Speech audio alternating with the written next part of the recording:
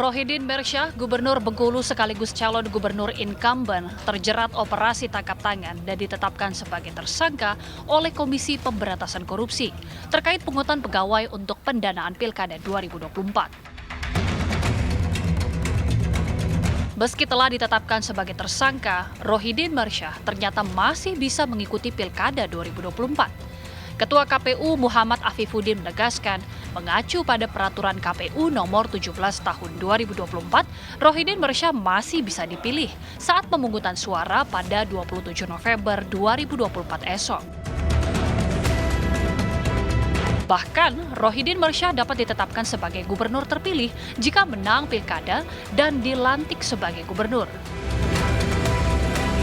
Secara normatif kami ingin sampaikan dalam hal calon gubernur atau wakil nantinya terpilih ditetapkan menjadi yang terpilih tersangka pada saat pelantikan, yang bersangkutan tetap dilantik menjadi gubernur dan wakil gubernur.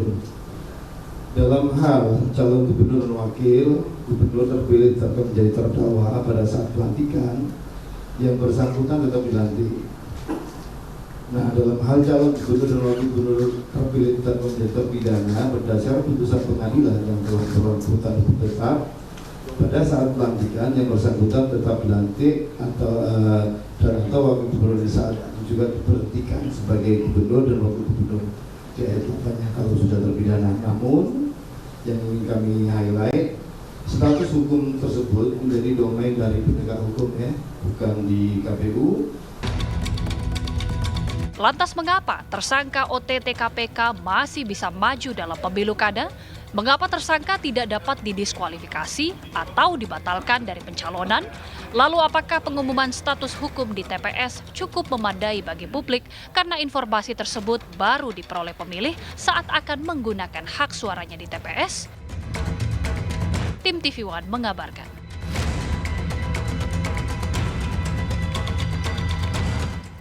Anda sudah mendengarkan tadi bagaimana penjelasan dari pihak KPU bahwa Rohidin ini juga masih memiliki hak untuk terus melaju di pilkada. Namanya masih bisa dipilih oleh masyarakat yang akan menggunakan hak pilihnya pada esok hari 27 November 2024. Bahkan ada juga tata cara nanti yang mungkin bisa dijelaskan oleh narasumber berikutnya.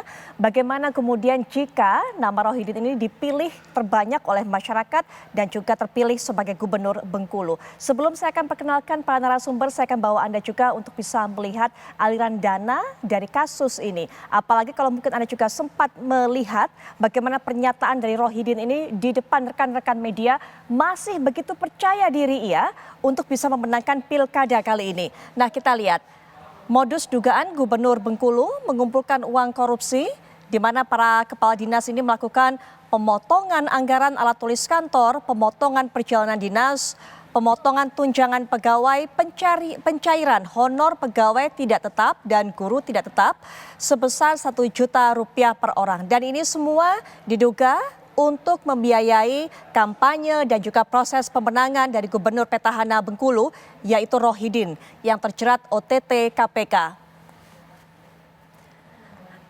Ada 5 kepala dinas dan juga 1 kepala biro yang juga ditangkap dan juga memberikan keterangannya tapi kemudian dilepaskan sehingga kemudian status tersangka hanya ditimpakan kepada 3 orang. Kami juga bawa Anda untuk bisa melihat kalau tadi modusnya, lalu bagaimana aliran dananya. Kita akan lihat kembali.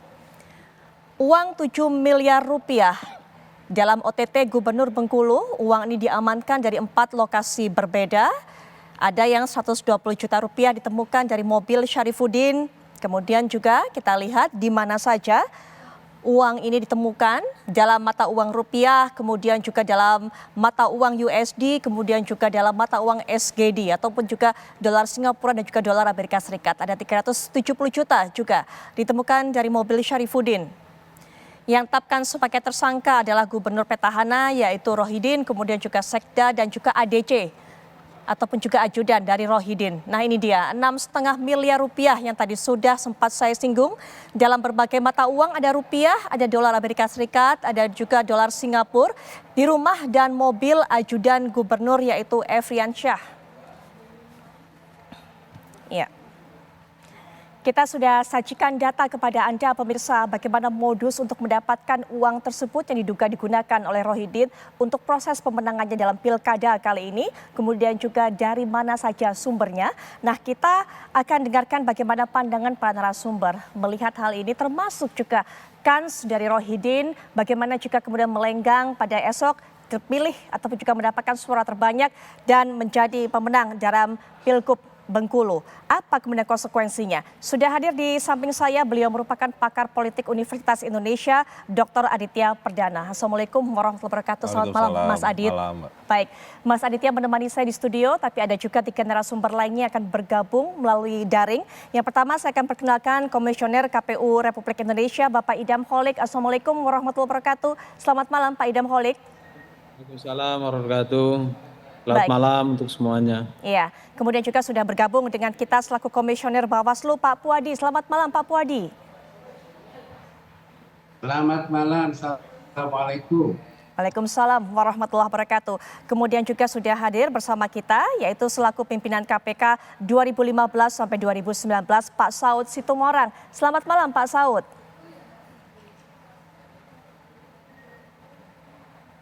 Sepertinya suaranya masih di-mute, Pak Saud, kami masih belum bisa mendengar.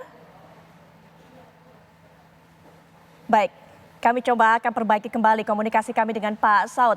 Pak Idam mungkin bisa memulai terlebih dahulu. Kita memang sudah mendengarkan tadi sedikit saja apa yang nanti mungkin terjadi. Memang kita dengarkan Ketua KPU tadi memberikan informasi bahwa memang bisa terus melaju. Rohidin ini masih bisa dipilih oleh masyarakat. Tapi jika menang, konsekuensinya seperti apa, Pak Idam? Monggo dijelaskan, Pak. Terima kasih. Merujuk pada pasal 163 ayat 6, apabila ada calon gubernur atau calon wakil gubernur ditetapkan sebagai tersangka dan apabila yang bersangkutan nanti ditetapkan sebagai calon yang terpilih, maka menurut Undang-Undang Pilkada pasal 163 ayat 6 yang bersangkutan tetap dilantik. Setelah dilantik kemudian Mas, bagaimana prosesnya? Apalagi kalau kita tahu kan kemudian mereka ataupun sosok ini yang status tersangka ini juga tidak bisa semudah itu untuk meninggalkan proses yang ada di Jakarta. Tidak bisa kembali ke daerahnya dengan semudah itu. Bagaimana konsekuensinya, Mas? Selanjutnya itu akan terkena pasal 66 ayat 1 huruf C dalam Undang-Undang Nomor 23 tahun 2014 yang dimana nanti akan digantikan atau tugas-tugas sebagai kepala daerah akan digantikan oleh wakil kepala daerah. Baik, itu sampai menunggu status lebih lanjutnya begitu Pak Idam? Artinya pada saat proses persidangan terus berlangsung, tugas-tugasnya masih terus dilakukan ataupun juga digantikan oleh calon wakil gubernur yang terpilih, begitu Pak? Ya, tentunya kami sebagai penyelenggara pilkada, kami hanya memiliki kewenangan bicara selama tahapan penyelenggaraan pilkada. Apabila nanti pasca pelantikan, maka tentunya yang otoritatif bicara hal ini adalah pihak pemerintah karena ini berkenaan dengan undang-undang pemerintahan daerah. Baik, jika kemudian status terpidana ataupun juga dakwaan ini kemudian dikeluarkan, proses pengadilan selesai, apakah juga kemudian akan dilakukan proses pemilihan ulang Pak di sana? Berkenaan dengan status terdakwa, apabila ada calon gubernur atau wakil gubernur berstatus sebagai terdakwa dan dinyatakan terpilih, maka pasca dilantik yang bersangkutan diberhentikan sementara. Selanjutnya, apabila calon gubernur atau calon wakil gubernur terpilih, ya, yang terpilih berstatus sebagai terpidana, maka pasca pelantikan yang bersangkutan langsung diberhentikan. Dan kemudian mekanisme pemilihan calon gubernur atau calon wakil gubernur terpidana, penggantiannya dilakukan di DPR dengan cara pemilihan di DPR. Baik. DPRD maksud saya. Baik. Baik, di DPRD. Mas Aditya, ini ironis bahwa kemudian salah satu sosok yang dipimpin ataupun juga akan dipilih oleh masyarakat menjadi salah satu calon pemimpinnya, tapi ternyata terjerat OTT KPK. Memang undang-undang peraturan mengatakan boleh dipilih kembali, tapi secara etika dan sebagainya bagaimana melihatnya, Mas Aditya? Ya, memang ini bukan juga pengalaman baru ya, Mbak. Bahwa hal ini juga sudah pernah terjadi di beberapa tempat di pilkada juga gitu ya. Seingat saya dulu pernah ada terjadi di Tulungagung gitu ya, dan kejadiannya hampir mirip dan sama, dan kemudian yang bersangkutan malah menang gitu ya. Jadi seperti yang disampaikan oleh Pak Idam tadi, itu ada sebuah prosedur yang memang dasar hukumnya juga sama gitu ya, karena memang dasar hukumnya di Undang-Undang tahun 2016 ya tentang pilkada. Itu satu. Yang kedua adalah kita memang miris dalam pengertian bahwa ternyata meskipun sudah berulang kali disampaikan oleh banyak pihak termasuk para pengamat atau bahkan termasuk kritikus tentang pemilu gitu ya, mengatakan bahwa seharusnya kita punya alat filter yang sangat tegas gitu ya terkait dengan calon-calon yang kemungkinan ada terindikasi korupsi. Terindikasi korupsi itu memang potensial yang paling memungkinkan itu ada di petahana gitu ya, karena petahana itu memiliki kewenangan gitu ya untuk bisa memobilisasi sumber daya yang dimiliki di daerah tersebut. Nah, hal tersebut seharusnya kita bisa sudah antisipasi dari sejak lama gitu ya. Tetapi pada hal tertentu, karena pilkada itu adalah proses politik yang tentu ada di sana terkait dengan transaksi bergen politik yang memang membutuhkan juga ada kebutuhan terkait dengan pentingnya petahana untuk terus lanjut dan sebagainya. Ini mungkin yang akhir terjadi gitu ya. Meskipun di satu sisi kita juga miris untuk mengatakan bahwa besok pemilih terutama di Bengkulu akan dihadapkan satu kondisi yang ironis bahwa di situ ada salah satu calon gubernur yang sudah terindikasi tersangka korupsi. Pada sisi yang lain tentu juga kita harus memahami bahwa ini situasi yang juga tidak mudah dari sisi regulasi yang tadi disampaikan Pak Idam. Betul, kalau Mas Aditya di awal sempat menyinggung mengenai filternya, seharusnya juga sudah harus ada lebih ketat. Seperti apa filter yang ideal sebenarnya, Mas? Filter yang ideal itu tentu kan bukan hanya semata-mata dari publik ya, tetapi pada sisi yang lain filter utamanya itu ada di partai politik sebagai pihak yang mencalonkan kandidat ya di dalam pilkada. Nah, hal ini kerap kali kita juga seharusnya nanti ke depan mungkin harus jauh lebih keras lagi untuk meminta partai politik benar-benar mencalonkan orang-orang yang punya kompetensi dan juga track record yang benar-benar bersih terkait dengan korupsi. Karena dalam konteks ini kita akan bisa katakan bahwa petahana itu memang sangat rentan. Oke. Ya, rentan menggunakan sumber daya yang dimiliki, dan juga rentan juga bahwa nanti satu waktu akan dalam tanda kutip ya bisa dipermainkan dalam konteks kontestasi pilkada yang tentu sangat keras itu. Baik, petahana memiliki kekuatan yang sepertinya lebih dibandingkan calon-calon lainnya, Mas Aditya, untuk bisa melakukan abuse of power begitu. Dengan kekuatannya menggalang dana, kemudian juga untuk bisa membantu menuju pemenangan dan sebagainya. Nah, Pak Puadi, selaku juga dari Bawaslu, Pak Puadi, apakah sebelumnya sempat ada laporan-laporan mengenai hal ini, termasuk juga apa yang kita temukan di Bengkulu ini, Pak Puadi? Ya, terkait laporan ini belum mendapatkan laporan berkaitan tentang OTT, tetapi informasi awal yang kami dapat ternyata memang pasca adanya OTT oleh KPK, kami telah menerima informasi tersebut. Nah, karena memang berkaitan tentang syarat-syarat calon yang telah diatur dalam ketentuan pasal 7 di Undang-Undang Pilkada, setidaknya memang ada 19 syarat yang salah satunya ini memiliki satu relevansi dengan tema diskusi, adalah satu syarat yang tidak pernah menjadi terpidana. Nah, ini calon bisa dibatalkan kalau kemudian dia menjadi terpidana berdasarkan putusan yang sudah inkrah atau juga berkekuatan hukum tetap.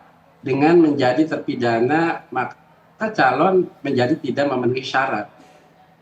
Nah, dalam konteks pilkada ini memang juga untuk peristiwa seperti dugaan tindak pidana korupsi yang dilakukan oleh petahana yang tentunya mencalonkan diri kembali, tentu kita harus melihat dari berbagai sisi dan regulasi. Yang pertama mungkin kaitannya dengan undang-undang pemilihan, KUHP, Undang-Undang Tipikor, Undang-Undang Administrasi Pemerintah, dan juga Undang-Undang Pemerintah Daerah. Nah, terkait hal tersebut tentang potensi apakah hal tersebut masuk di ruang diskualifikasi misalkan dari pilkada, maka kita akan juga merujuk pada Undang-Undang Pemilihan tentang alasan-alasan hukum yang dapat menyebabkan hal tersebut apakah masuk dalam ruang diskualifikasi atau tidak.